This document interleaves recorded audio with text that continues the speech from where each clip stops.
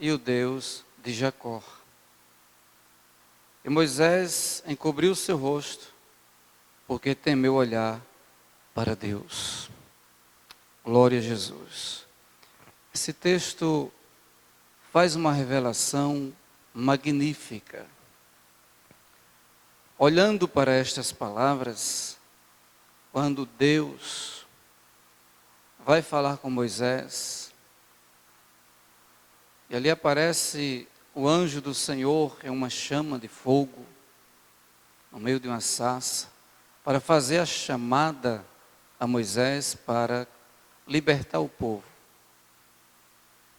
Entre outras coisas que acontecem nesse texto, se destaca justamente esse versículo 6. Por que eu estou destacando o versículo 6? Porque Deus, para reforçar a chamada de Moisés, Ele vai usar referenciais. E ao usar esses referenciais, Ele vai citar homens. Este versículo 6, o Senhor está dizendo que é o Deus de Abraão, o Deus de Isaque e o Deus de Jacó. Para que Moisés se certifique de quem está falando com ele, Deus usando referências humanas. Mas são pessoas que são exemplos daqueles que andam com Deus. Quando Deus está usando o nome desses homens como referência, é como se dissesse para nós que olhando para Abraão, poderíamos ver Deus. Olhando para Isaque, poderíamos ver Deus. Olhando para Jacó, também poderíamos ver Deus. Existe um adágio popular que diz, algumas pessoas usam muito isso: diga-me com quem andas e eu digo quem tu és. E isso é muito sério. Se a gente quiser entender quem é o Deus de Abraão, vamos olhar para a história de Abraão. Porque Abraão andou com Deus. E há reflexos da presença de Deus na vida de Abraão. Se a gente voltar um pouquinho na história,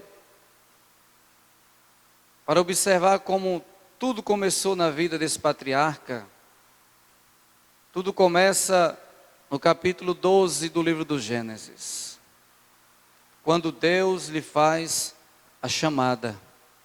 No versículo 1 está escrito: ora, o Senhor disse a Abrão: sai-te da tua terra e da tua parentela, e da casa de teu pai, para a terra que eu te mostrarei. Quando nós começamos a ler este versículo, eu entendo e começo a conhecer Deus através da história de Abraão como um Deus que propõe desafios. Deus propõe desafios. E Ele espera uma resposta nossa. Quando Deus fala com Abraão, Ele faz um desafio. Abraão, ou Abrão, ainda era Abrão, sai da tua terra, sai do meio da tua parentela, sai da casa de teu pai, vai para uma terra que eu te mostrarei. Deus começa a desafiar Abraão. E a expectativa é que ele tenha uma resposta positiva. Quando nós resolvemos nos entregar aos planos divinos, a primeira coisa que tem que acontecer, e isso é fundamental, é abrir mão dos planos pessoais. Ninguém será bem-sucedido no ministério, na chamada, na vida com Deus, se não conseguir abrir mão dos planos pessoais, dos projetos pessoais. Porque Deus, quando convida alguém para andar com Ele, convida para que esse alguém viva os projetos de Deus. E aí isso implica renúncia. É uma entrega que não é fácil de se fazer. Mas Deus, quando nos convida e nos chama, Ele está querendo nos lapidar, até que cheguemos ao ponto que realmente Deus deseja. Por quê? Porque quando o homem é chamado, a maior resistência é justamente no tocante à dependência. Quando Deus chama alguém, Ele chama para que esse alguém viva na dependência dEle, a dependência de Deus. E se tem uma coisa que incomoda muito ao ser humano, é depender de alguém.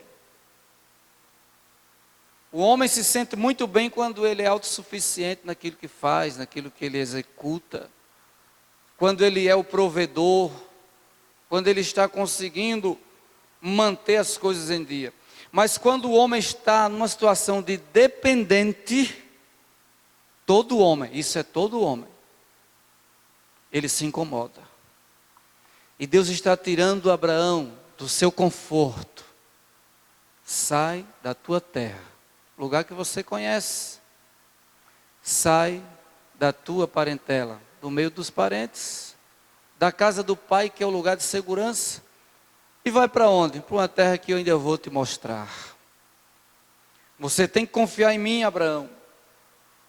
Nós precisamos aprender isso. E isso não aprende da noite para o dia. É muito lindo o que se lê no Salmo de número 23. Mas não é fácil de se viver. O Salmo 23, muito conhecido e muito citado pelo mundo afora, diz: o Senhor é o meu pastor, nada me faltará. Isso aqui fala de total confiança e dependência de Deus. Quem tem o Senhor como seu pastor, verdadeiramente tem essa convicção: nada me faltará. Você poderá até algum dia amanhecer enfrentando dificuldade. Pode até ser que um dia amanheça lá na sua casa e você veja dificuldades. Mas se de fato o Senhor é o seu pastor, você vai viver esse dia, mesmo que ele tenha começado com dificuldade, você vai viver na certeza de que não vai te faltar nada, de que Deus vai prover. E o salmista continua dizendo: deitar-me faz em verdes pastos, guia-me mansamente a águas tranquilas, refrigera a minha alma, guia-me pelas veredas da justiça, por amor do seu nome. Ainda que eu andasse pelo vale da sombra da morte, não teria mal algum, não temeria mal algum. Porque tu estás comigo, a tua vara e o teu cajado me consolam. Preparas uma mesa perante mim na presença dos meus inimigos, unges a minha cabeça com óleo e o meu cálice transborda. Certamente que a bondade e a misericórdia me seguirão todos os dias da minha vida e habitarei na casa do Senhor por longos dias. Entre tantas coisas que poderia se falar nesse salmo, eu quero citar apenas duas, não vou me aprofundar no Salmo 23. Que isso aqui só faz parte da vida daqueles que aceitam ser dependentes de Deus. Que aceitam que o Senhor é o seu pastor e nada lhe faltará. O que há neste salmo de revelado para a vida daqueles que confiam inteiramente no Senhor? É o verso 6, quando ele diz: certamente que a bondade e a misericórdia me seguirão todos os dias da minha vida. Quem aceita o chamado de Deus, confia inteiramente nele, vai ganhar duas companheiras para o resto da vida: a bondade e a misericórdia. Bondade divina, misericórdia divina nos acompanharão por toda a vida. E ainda vem um bônus: habitar na casa do Senhor para sempre, todos os dias. Nos tempos de Abraão, naqueles tempos antigos, somente dois tipos de pessoas deixavam a terra natal, deixavam a parentela, deixavam a casa do pai e saía para algum lugar não conhecido. Quais eram os dois tipos de pessoas que faziam isso? Aqueles que viveu extremamente na pobreza, uma pobreza extrema, e os fugitivos. Somente essas duas classes tinham motivo para sair. Quem não era pobre ao extremo, jamais pensava em sair da sua terra, do meio dos seus parentes, da casa do seu pai, não. Quem não era fugitivo, jamais queria sair da sua terra. E isso os mais velhos, as pessoas dos nossos dias, que são mais velhos, sabem que antigamente as pessoas nasciam, cresciam, casavam e moravam tudo perto, as famílias moravam todas perto. Porque ninguém sentia necessidade, mas toda vez que alguém estava numa crise extrema, saía. Abraão não era nem pobre ao extremo e nem fugitivo.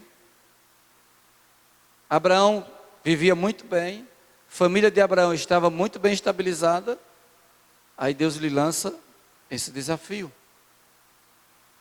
Por isso que tem muitas vezes que o crente é tido como louco, por causa de algumas decisões, ao responder a uma chamada divina. E para isso, Paulo escreve em 1 Coríntios 1,18 e explica algo para nós.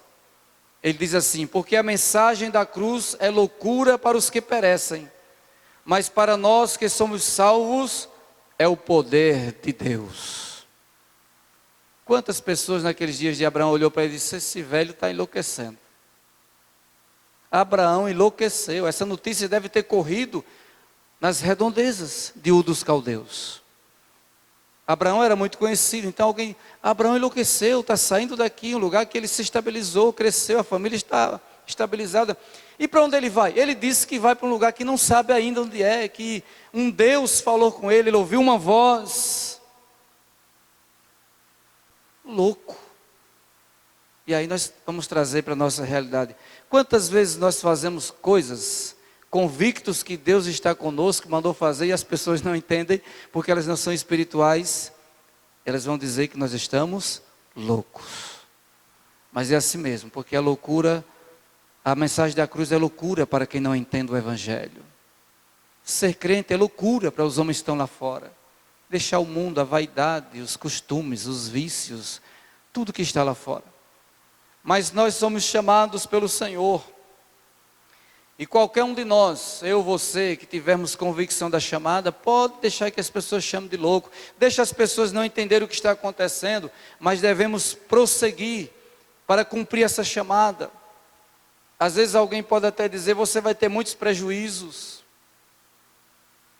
Eu tenho um amigo, pastor missionário, chamado pastor Carlos Feitosa, que quando Deus o chamou para a missão, e ele me contou isso, quando Deus chamou ele para a missão, ele com as crianças pequenas, deixou emprego porque Deus mandou ele deixar, e ele foi naquele momento para a Argentina, sem nenhuma promessa de ministério, foi por uma chamada pessoal, tinha passado férias lá, o missionário, quando ele ligou, o missionário disse que o receberia, mas ele foi sem promessa nenhuma, sem garantia de nenhuma, e as crianças pequenas, as meninas tudo pequenas. E ele confidenciou comigo, ele disse: parentes meus me chamaram e disseram: você está louco. Mudar de país, que já não é fácil, com crianças pequenas, sem promessa financeira, sem emprego, a igreja não está lhe enviando. E disseram a ele: você vai morar numa favela na Argentina, suas filhas não terão direito de estudar. Mas ele não ouviu aquela voz, não deu ouvido àquelas palavras, atentou para aquilo que Deus estava falando, saiu do emprego, foi para a Argentina. Os irmãos conheceram ele aqui na nossa igreja, passou um tempo aqui no estado e agora está de volta na missão novamente. E Deus tem honrado. Deus honra aqueles que atendem a sua chamada. Então quem tem uma chamada de Deus não deve viver segundo a opinião pública. Eu não conheço ninguém bem-sucedido que anda preocupado com o que as pessoas pensam acerca dele, não. Empreendedores, quando eles vão empreender, eles vão investir em uma coisa, alguém diz: rapaz, isso não vai dar certo, mas ele está convicto que vai dar certo, ele empreende e tem sucesso. Você precisa ter cuidado com as vozes que você ouve, você precisa ter cuidado com os conselheiros que chegam perto de você. E se você tem convicção da sua chamada, da missão com Deus, da forma como Deus cuida de você, eu digo para você nesta noite, não desista. Ainda que te chamem de louco, ainda que zombem de ti, não desista, porque Deus vai te abençoar. Deus vai lhe abençoar. No lugar mais improvável, na terra mais seca, no tempo de maior crise, Deus vai abençoar. Abraão sai daquele conforto que ele vivia, da segurança que ele tinha. Junto com a chamada de Deus na vida de Abraão, vem as promessas. Porque o Deus de Abraão é um Deus maravilhoso. Ele não somente chama, ele faz promessas. E quando a gente volta para o versículo 2 do Gênesis capítulo 12, o Senhor fez aquele desafio que era absurdo do ponto de vista humano, mas ele vai dizer para Abraão: e far-te-ei uma grande nação, abençoar-te-ei e engrandecerei o teu nome, e tu serás uma bênção. Abençoarei os que te abençoarem, e amaldiçoarei os que te amaldiçoarem, e em ti serão benditas todas as famílias da terra. Quem ouve a voz de Deus, quem sai na direção de Deus, pode até ser taxado de louco, e as pessoas podem até ficar esperando o seu fracasso, mas eles não conhecem a promessa de Deus que existe na sua vida. E Abraão sai. Primeira promessa: farei de ti uma grande nação. Imagine Abraão contando para um dos seus parentes ou amigos, dizendo assim: eu estou indo para um lugar que eu não conheço, mas Deus disse que eu vou ser uma grande nação. Aí alguém olha para ele e diz: velho e a mulher estéril, onde é que tu vai ter descendência para ser grande nação? Nem filho tu tem, Abraão. Nem filho você tem. A tua mulher sequer pode gerar. Mas ele convicto dizia: mas Deus me disse que vai fazer de mim uma grande nação. Não importa o que estão dizendo acerca de nós. Não importa, não se preocupe com o que estão dizendo, as dificuldades que estão colocando diante de você, de forma nenhuma. Então somente viva a promessa. Qual é a promessa? Você sabe o que existe de promessa na sua vida. Você sabe o que Deus lhe falou. Você conhece a voz de Deus. Então fique convicto dessa promessa. Por que você precisa confiar nisso? Porque as pessoas que não acreditam na promessa de Deus na sua vida ficarão envergonhados.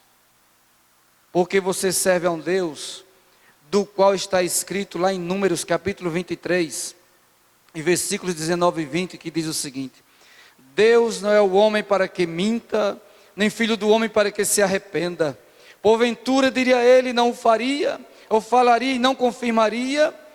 Eis que recebi mandado de abençoar, pois ele tem abençoado, e eu não posso revogar. O Deus de Abraão é um Deus que promete e cumpre. O Deus de Abraão é um Deus que não é que nem o homem, nem que nem o filho do homem. Jamais se arrepende do que promete. E ele tem um mandado sobre a tua vida, sobre a minha vida. Qual é o mandado? O mandado de abençoar. É de bênção. A promessa de Deus sobre a vida de Abraão era de bênção. Vai ser uma grande nação, Abraão. E esse Deus não mente. Você, por certo, passa na sua mente hoje à noite, enquanto eu prego essa palavra, algumas promessas que ainda não se cumpriram. Por certo, alguém já deve estar com a sua mente cogitando sobre algumas coisas que você ouviu e ainda não se cumpriu.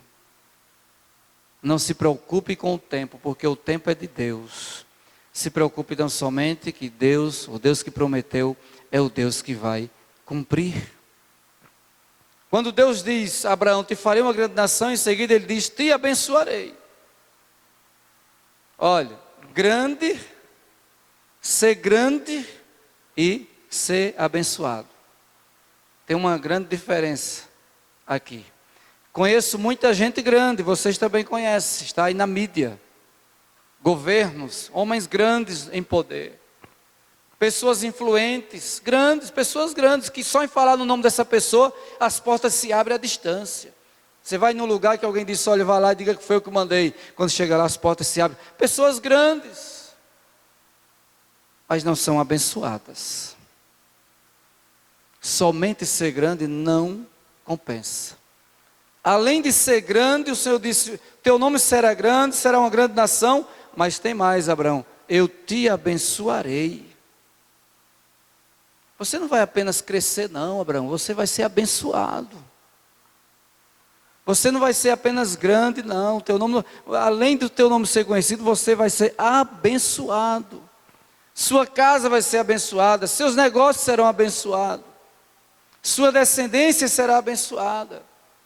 E sobre a vida de quem conhece o Deus de Abraão, recai a promessa que está em Provérbios 10 e 22, que diz o seguinte: a bênção do Senhor enriquece e não acrescenta dores. Quem anda atrás de riqueza a todo custo, quem quer prosperar com a sua força, com os seus meios, às vezes até consegue, mas é com muitas dores, é com muito sacrifício, às vezes até com certas artimanhas, que depois vem o juízo sobre essas pessoas. Mas a bênção de Deus não, ela enriquece e não traz dores. Quando você menos esperar, a bênção de Deus está descendo sobre a tua vida, a prosperidade de Deus vai estar descendo sobre a tua família, a prosperidade de Deus vai estar descendo sobre a tua casa. É diferente. A bênção do Senhor é diferente. Será uma grande nação, te abençoarei, e depois ele diz: engrandecerei o teu nome. Essa questão de nome grande, a gente tem que ter cuidado com ela. Porque, como já citei aqui, tem nomes que só em ser citados são temidos. Mas a Bíblia tem uma definição diferente sobre o nome grande. Está escrito em Provérbios 22 e 1. Lá está escrito assim: mais digno de ser escolhido é o bom nome do que as muitas riquezas. Ser estimado é melhor do que a riqueza e o ouro. O bom nome. Um nome confiável. Um nome que, quando cita o seu nome, é sinônimo de honestidade. As pessoas, quando ouvem o seu nome, é sinônimo de, quem sabe, amor, afeto. Um nome digno. Não é somente ter um nome grande e temido, mas digno, honrado. Tem gente rico nesta nação, mas o nome não é honrado, o nome não é digno, e o Senhor não quer isso para aqueles que o servem. Quantas pessoas de nome grande aí na sociedade, mas estão com o lado financeiro na lama e as pessoas não sabem, a vida conjugal na lama e o povo não sabe. Pessoas estão aí às vezes vivendo um padrão de vida que não é mais real, mas ele continua mantendo, só para preservar o nome. Mas o Senhor quer nos dar um nome digno, um nome que vai além de ter riqueza ou ouro. Abraão seria uma grande nação, seria abençoado, teria um grande nome, mas aí a promessa também vem acompanhada de uma recomendação e um peso de responsabilidade, porque nem todo mundo tem estrutura para crescer, nem todo mundo tem estrutura para ser grande. Aí Deus disse a Abraão: Abraão, tu vai crescer, tu vai ser abençoado, tu vai ter um nome engrandecido, mas tem uma coisa, Abraão: ser tu uma bênção. Ou seja, você tem que abençoar pessoas, Abraão. Não é só, eu não estou lhe chamando só para você amontoar riquezas, não é isso, Abraão. Eu vou te engrandecer, eu vou te enriquecer, você vai prosperar, você vai ser grande, mas você precisa ser uma bênção. O Deus de Abraão nos chama para isso, para abençoar, mas nós temos que ser uma bênção. Ele diz: todas as famílias da terra serão abençoadas em ti, Abraão. Isso fala do compartilhar da bênção. Isso fala de externar as coisas que nós recebemos de Deus para as pessoas que estão perto de nós. Aonde nós chegarmos, temos que ser essa referência, porque quando as pessoas olhavam para Abraão, conheciam o Deus de Abraão. E eu pergunto, quando as pessoas olham para nós, conhecem o Deus que nós servimos? Quando eles olham para nós, que vê a nossa vida, a forma que nós vivemos, como nos comportamos, será que eles conseguem ver Deus na nossa vida? Porque é um referencial muito forte. Eu sou o Deus de Abraão. Eu sou o Deus de Isaac. Eu sou o Deus de Jacó. E hoje você pode colocar o seu nome nisso aqui.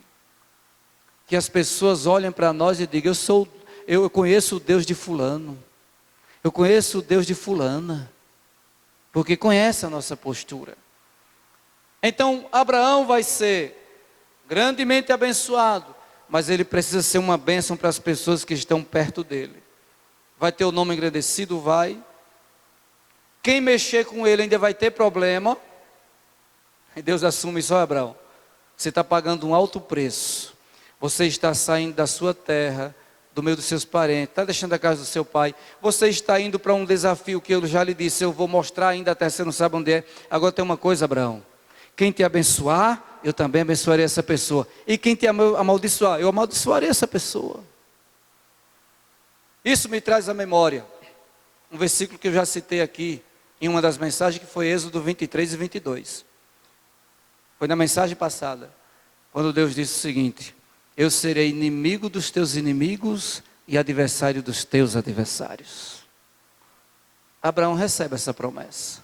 Vai, Abraão, vai nessa chamada, atenda a minha chamada, e eu estarei te defendendo em todo momento. Quando a gente vai para o livro dos Hebreus, já no Novo Testamento, Abraão também vai ser uma referência nesse livro. No capítulo de número 11, e versículo 8 em diante, diz assim: pela fé, Abraão, sendo chamado, obedeceu, indo para um lugar que havia de receber por herança, e saiu sem saber para onde ia.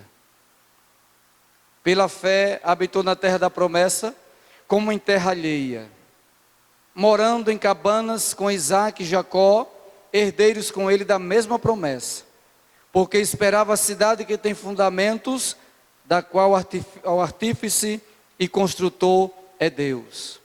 Pela fé também a mesma Sara recebeu a virtude de conceber e deu à luz, já fora da idade, porquanto teve por fiel aquele que lhe tinha prometido.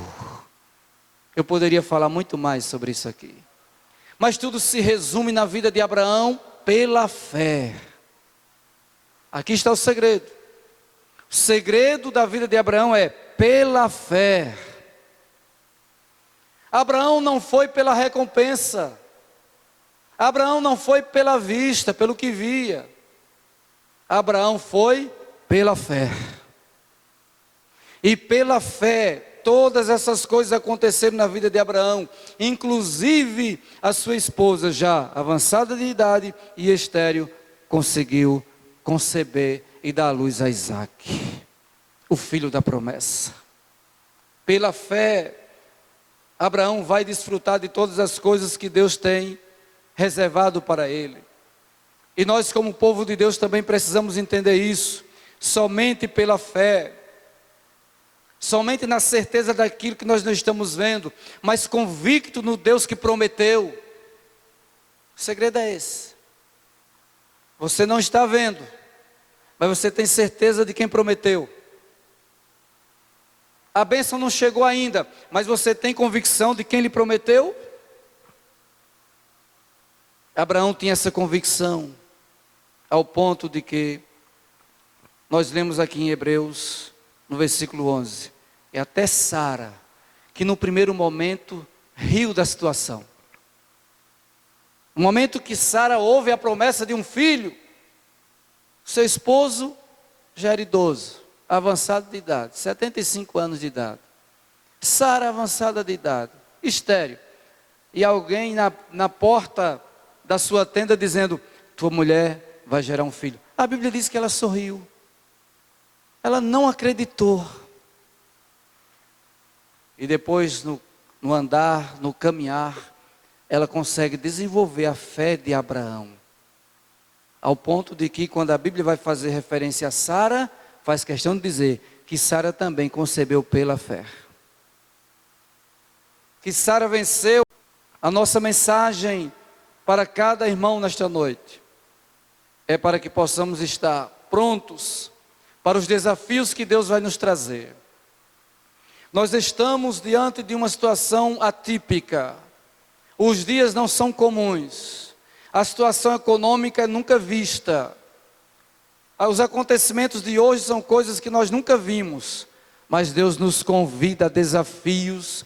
Deus nos desafia nesta noite, nos faz promessas, nos garante que está conosco, vai nos abençoar e nós teremos novos tempos, porque Deus vai fazer. E que a nossa história seja contada como a história de Abraão, pela fé. Que os nossos filhos, quando contarem a nossa história, depois que partimos, eles digam e falem da nossa fé. Que os nossos amigos e parentes, quando se referirem a nós, se refiram ao Deus que nós servimos e à fé que nós recebemos. Que Deus abençoe a cada um nesta noite. Guardemos essa palavra no coração. Assim como Abraão foi referencial para a sua geração, eu quero ser referencial para a minha geração.